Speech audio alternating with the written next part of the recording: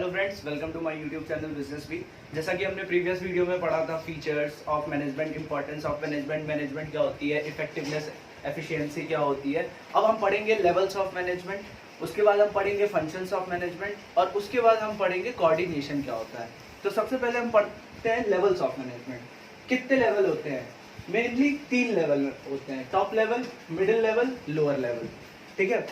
पढ़ाने से पहले मैं आपको एक चीज बताना चाहूंगा, इससे 3 या 4 नंबर का इनडायरेक्ट क्वेश्चन बोर्ड्स में आता है, कभी कभी रियरली डायरेक्ट आता है, पर 2015 के बाद से इनडायरेक्ट क्वेश्चन ज्यादा आए हैं इससे। पहला है top level management. Top level मतलब सबसे ऊपर। इसका काम क्या होता है? इसका काम क्या होता है? पॉलिसी क्रिएट करना, फ्रेम करना। और मेनली टॉप लेवल में आता कौन कौन है? Chairperson, chief executive, chief operating officer. ये 3 लोग टॉप लेवल मैनेजमेंट में आते हैं। दूसरी हम बात करें मिडिल लेवल। आप देखो, टॉप लेवल फ्रेम की पॉलिसी, मिडिल लेवल का क्या काम होगा? उसको इंटरप्रिटेट करना पॉलिसी को। और अगर हम देखें तो मिडिल लेवल में भी 3 लोग आते हैं, divisional, departmental head, plant superintendent, operational manager. अब हम तीसरे पे जाएं, लोअर लेवल मैनेजमेंट। भाई पहले ने फ्रेम की पॉलिसी, दूसरे ने इंटरप्रिटेट की, तो तीसरा क्या करेगा? उसको एग्जीक्यूट करेगा और इम्प्लीमेंट करेगा। उसमें फोरमैन आता है, सुपरवाइजर आता है। जैसे कि मैंने आपको लेवल्स ऑफ मैनेजमेंट बता दिए, top level, middle level, lower level, कि कौन कौन होता है, क्या क्या काम होता है। अब मैं आपको उसके फंक्शंस बताऊंगा कि टॉप लेवल के फंक्शंस क्या होते हैं, मिडिल लेवल के क्या होते हैं, लोअर लेवल के क्या होते हैं।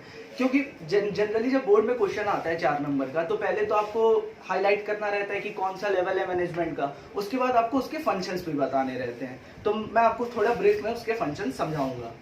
जैसे कि पहला है टॉप लेवल मैनेजमेंट। तो टॉप लेवल मैनेजमेंट का पहला काम क्या होगा? They formulate overall organisational goal and strategy.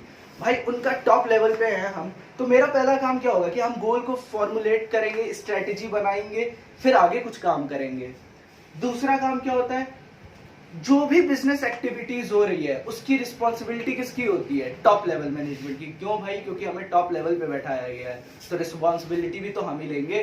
तीसरा आता है कि जो टॉप लेवल पे काम करते हैं उनकी जॉब बहुत कॉम्प्लेक्स होती है और स्ट्रेसफुल होती है। क्यों कॉम्प्लेक्स और स्ट्रेसफुल होती है? क्योंकि बहुत देर तक कमिटमेंट रहता है, बहुत ज्यादा टाइम ऑफिस में बिताना रहता है। तीसरी चीज, उनको ही सारी रिस्पॉन्सिबिलिटी उठानी रहती है जो भी बिजनेस एक्टिविटीज हो रहे हैं। जैसे कि टॉप लेवल मैनेजमेंट हो गया।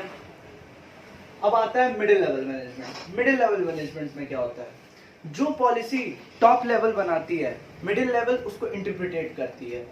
Interpret the policy framed bye top level. दूसरा काम क्या होता है कि मिडिल लेवल को ये इंश्योर करना रहता है कि हमारे पास नेसेसरी पर्सनल्स हैं, काम करने के लिए हमारे पास इतने वर्कर्स हैं।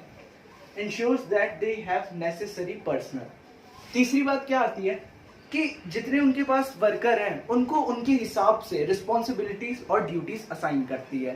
ठीक है, assign necessary duties and responsibility to them. चौथा पॉइंट हमारा क्या आता है? चौथा पॉइंट क्या, मैं आपको एक ऐसी नॉर्मली बात बता रहा हूँ। इनका काम एक ये भी होता है कि अपने वर्कर्स को मोटिवेट करे। किस लिए? कि अपने टारगेट या डिजायर्ड गोल को वो अचीव कर सकें। टॉप लेवल हो गया कि भाई ओवरऑल फॉर्मुलेट करते हैं पॉलिसी और गोल्स। दूसरा था मिडिल लेवल, इंटरप्रिटेट करना। तीसरा आता है सुपरवाइजरी लेवल और लोअर लेवल मैनेजमेंट। इसमें क्या होता है? इसमें जैसे हमने फॉर्मूले फ्रेम किया, फिर इंटरप्रिटेट किया, अब बारी किसकी आई? एग्जीक्यूशन की और इम्प्लीमेंटेशन की, कि उसको कैसे एग्जीक्यूट करे और इम्प्लीमेंट करे ऑर्गेनाइजेशन में। इसके लिए क्या होता है? जो सुपरवाइजरी, जो लोअर लेवल होता है, इसमें फोरमैन या फिर supervisor directly oversee the efforts of workforce. उनको डायरेक्टली देखते हैं कि हमारे वर्कफोर्स, जो हमारी वर्कफोर्स काम कर रही है, उनका एफर्ट कितना है। दूसरी चीज क्या करते हैं? Their authority and responsibility is limited according to plan drawn by top level। जो उनकी अथॉरिटी होती है लोअर लेवल की या फिर रिस्पॉन्सिबिलिटी होती है, वो लिमिटेड होती है। लिमिटेड इसलिए होती है क्योंकि वो टॉप लेवल मैनेजमेंट फ्रेम करता है, उसको उतने ही अंडर काम करना है, उससे ज्यादा वो कुछ नहीं कर सकती। पॉज कर। हमने लेवल्स ऑफ मैनेजमेंट पढ़ लिए तीनों। अब हमारा नेक्स्ट टॉपिक आता है functions of management. Functions, management के फंक्शंस क्या हैं? पहला क्या होता है? प्लानिंग।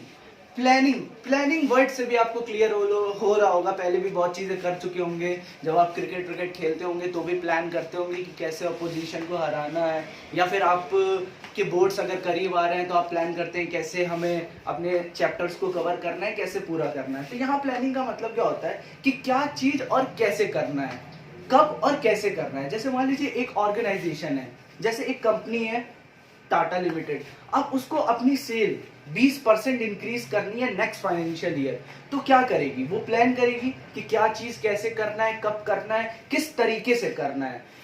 आपके सेल इंक्रीज के बीच का जो वक्त होगा वो प्लानिंग के थ्रू ही अचीव होगा। बिना प्लानिंग के आप कोई काम नहीं कर सकते। अगर आप प्लान ना करें कि नहीं मुझे मार्च तक अपना सिलेबस कंप्लीट करना है, क्योंकि मार्च में बोर्ड पेपर्स होते हैं, तो अगर आप ये बिना प्लान करें या फिर ऐसे ही उठा दे बुक, तो आपका सिलेबस कभी कंप्लीट नहीं हो पाएगा। आप एक टारगेट सेट करते हैं, आप स्ट्रेटेजी बनाते हैं कि 6 घंटे ऐसे पढ़ लूँ, 6 घंटे वैसे ही पढ़ लूँ।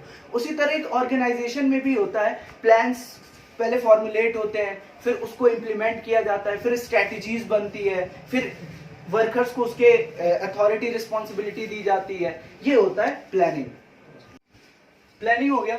अब हम बात करेंगे ऑर्गेनाइजिंग की। ऑर्गेनाइजिंग क्या होता है? ऑर्गेनाइजिंग में क्या होता है, यूनिट्स बनते हैं, छोटे छोटे सब यूनिट्स बनते हैं, उन यूनिट्स को काम दिया जाता है, प्लस इसमें काम होता है कि किसको अथॉरिटी दें और किसको रिस्पॉन्सिबिलिटी दें। जैसे कि मैं आपको बताऊं, अगर कोई एक ऑर्गेनाइजेशन है, उसमें अगर वर्कर काम कर रहे हैं, तो कोई एक ऐसा होना चाहिए जिसके पास अथॉरिटी हो कि उन वर्कर को क्लोजली मॉनिटर करे कि काम हो रहा है कि नहीं हो रहा ऑर्गेनाइजेशन में। यही मेन रोल होता है ऑर्गेनाइजिंग का, मैनेजमेंट में। प्लानिंग हो गया, ऑर्गेनाइजिंग हो गया। अब हम बात करेंगे स्टाफिंग की। स्टाफिंग का मतलब क्या होता है? राइट प्लेस, राइट टाइम पे, राइट प्लेस पे, राइट पर्सन को रिक्रूट करना। इसका मेन रोल होता है रिक्रूटमेंट करना, सिलेक्शन करना, ट्रेनिंग करना और अपॉइंट करना न्यू एम्प्लॉय और उनकी डेवलपमेंट में। अब जैसे कोई ऑर्गेनाइजेशन है तो उस पे क्या है, एम्प्लॉयज को क्या करते हैं हम, रिक्रूट ही तो करते हैं। पहले रिक्रूट करेंगे, ऑर्गेनाइजेशन में लाएंगे, फिर उनका क्या करेंगे, ट्रेनिंग करेंगे, उनको जिस ऑर्गेनाइजेशन में काम कर रहे हैं उनको उनके प्रोफेशन के हिसाब से, उनके वर्क प्लेस के हिसाब से उनको समझाएंगे कि क्या काम करना है, कैसे करना है। ये सारी चीजें जो है स्टाफिंग के अंदर आती है। स्टाफिंग के अंदर और भी चीजें आती हैं कि इंटरनल एक्सटर्नल रिक्रूटमेंट क्या होता है, उसके अभी इसमें मेरिट्स, एडवांटेज ये सब भी देखेंगे, डिसएडवांटेज भी देखेंगे। ये आता है पूरा आपके स्टाफिंग में।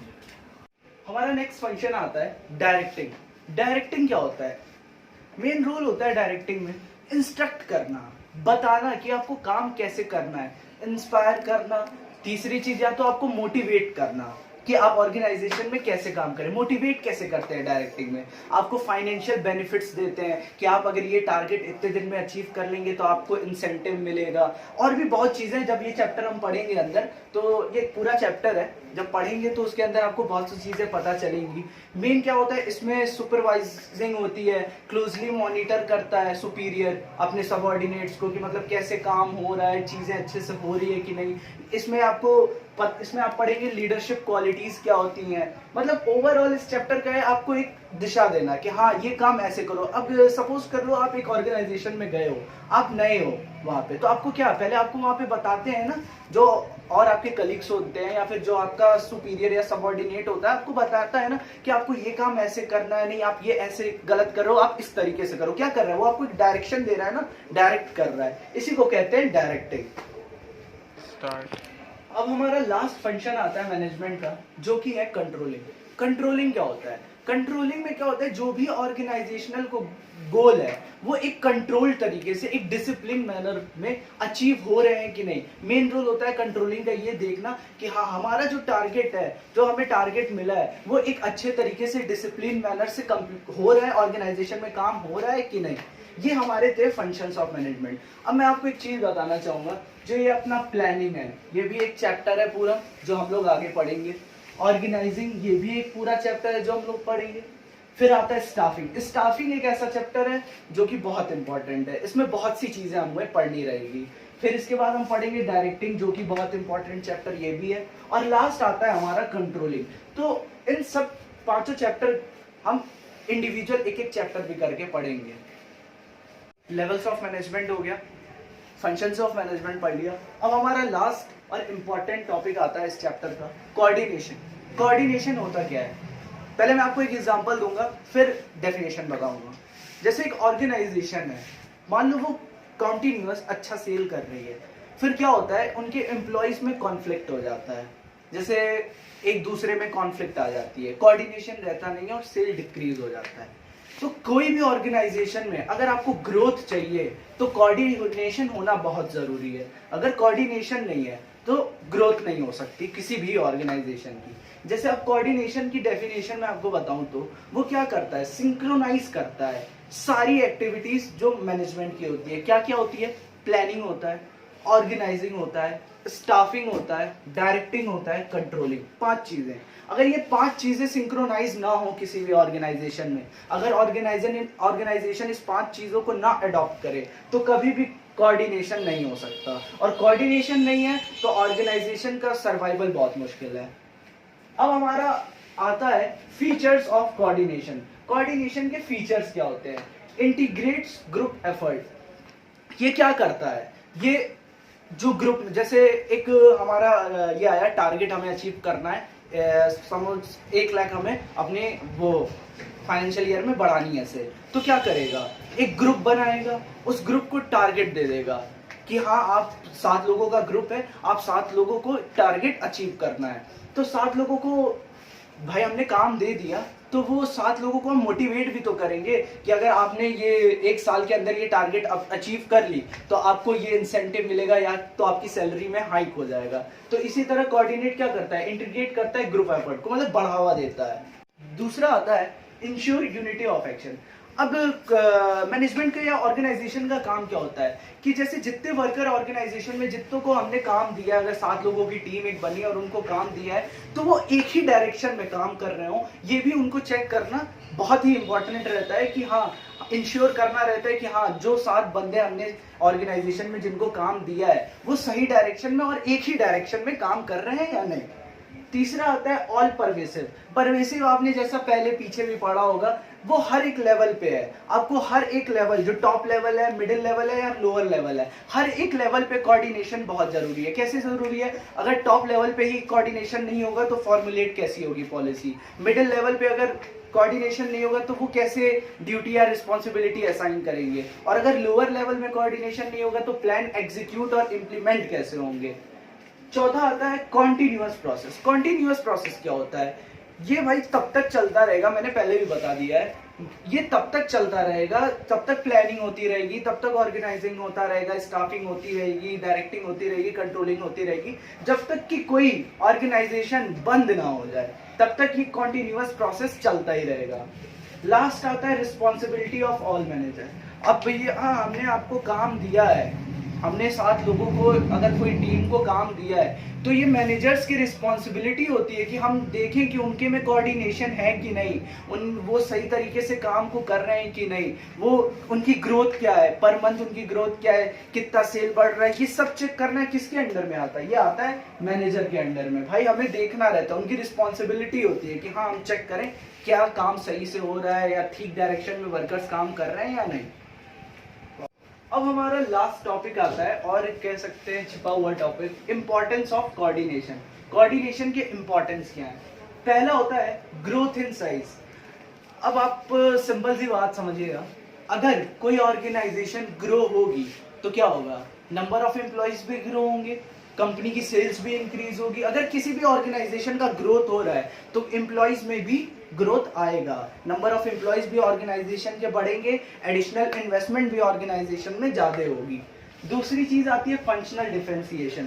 फंक्शनल डिफरेंशिएशन से हमारा मतलब क्या होता है कि एक ऑर्गेनाइजेशन है तो सबको एक ही काम तो दे नहीं देंगे कि नहीं सब लोग सेल्स इंक्रीज करने में लग जाओ, कुछ लोग एडवर्टाइजिंग होंगे, कुछ लोग कुछ हैंडल कर रहे होंगे। इसी तरह क्या होता है डिफरेंट डिफरेंट सेक्शन बनाते हैं और डिवीजन बनाते हैं कि ये वाला सेक्शन का ये काम है, ये वाले डिवीजन का ये काम है। तो यहाँ पे फंक्शनल डिफरेंशिएशन का मतलब यही होता है। तीसरी चीज आती है स्पेशलाइजेशन। आज के टाइम पे मॉडर्न स्पेशलाइजेशन है, मॉडर्न टेक्नोलॉजी है, कोई कॉम्प्लेक्सिटी है ही नहीं, नई नई टेक्नोलॉजी है, काम तुरंत होता है। आजकल सब कुछ, जो भी नए वर्कर भी आते हैं या फिर जो भी नई काम करते हैं वो स्पेशलाइज्ड होते हैं। आज अगर कोई बड़ी कंपनी रिक्रूटमेंट करती है तो कैसे बंदों को करती है, जो काफी स्पेशलाइज्ड हो या उनके पास कोई वर्क एक्सपीरियंस हो। ये था हमारा इंपॉर्टेंस ऑफ कोऑर्डिनेशन। अब हमने इस चैप्टर में, ये चैप्टर आपका खत्म हो गया। हमने इस चैप्टर में क्या क्या कवर कर लिए, फीचर्स कवर कर लिए, इंपॉर्टेंस कवर कर लिए मैनेजमेंट के, management as art, management as science, as profession cover कर लिए, हमने कोऑर्डिनेशन देखा, हमने फंक्शंस देखा, लेवल्स देखा मैनेजमेंट का। अब जैसे कि ये चैप्टर मैंने आपको बताया था, मैं चैप्टर की ब्रीफ समरी दूंगा, उसके बाद आपको इनडायरेक्ट क्वेश्चन कराऊंगा। जैसे कि ये हमारा चैप्टर अब खत्म हो चुका है, अब हमारी जो नेक्स्ट क्लास होगी उसमें इनडायरेक्ट क्वेश्चन रहेंगे, और ऐसे ऐसे इनडायरेक्ट क्वेश्चन, नए नए क्वेश्चंस रहेंगे जो सीबीएसई फ्रेम करता है और जो आपके लिए बहुत ही हेल्पफुल रहेगी। तो मिलते हैं नेक्स्ट क्लास में, तब तक के लिए लाइक, कमेंट, सब्सक्राइब कर दीजिएगा। और अगर कोई भी आपको इस चैप्टर से रिलेटेड क्वेरी हो तो मेरे नीचे कमेंट सेक्शन में जरूर बताएं। Thank you.